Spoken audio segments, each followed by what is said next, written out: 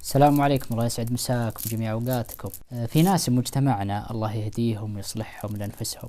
الأشخاص هذيلهم يدوجون ويسوفون على البيوت، طبعا بدعوة وغير دعوة، يمرون على هالبيوت يتقهون عند فلان ويتقهون عند فلان أو يتعشون عند فلان من الناس. إذا قاموا من عنده كل الحمد، قهوته كذا ودلاله كذا ومشبه كذا وفيه وفيه وفيه.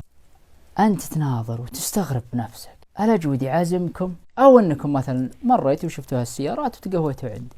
الأولى والأفضل منكم يا تذكرون بالخير يا تتركون. الأمور هذه ترى حاصلة حتى بالماضي. يقولك في واحد طبعا أول قله الدلال، فكان الأمور ضعيفة والهيل وقليل والقهوة قليلة. جاء واحد نفس الربع ذيله سير على هاك الرجال يسولف وياه، يوم أخذ شوي قال صب لي من علايته.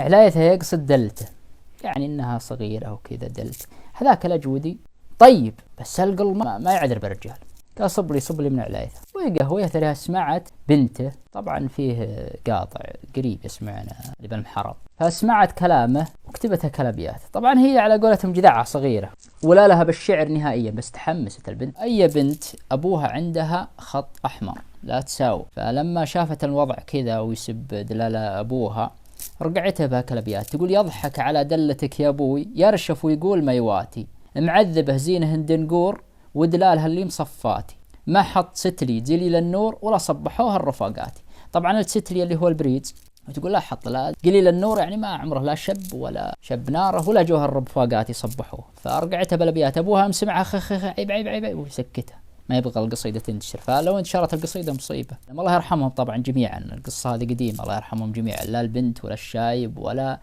اللي يسب. هذا سبحان الله، الإنسان بعض الأحيان يدورها ويلقاها فعلا، سواء من بنت سواء من رجل. أنت إذا جيت ناس لا تسبهم، يا امدح واحسن لهم أو عنهم على الكرم وعنهم على الطيب، أو فكهم من لسانك تقعد تسبسب فلان تسب فلان.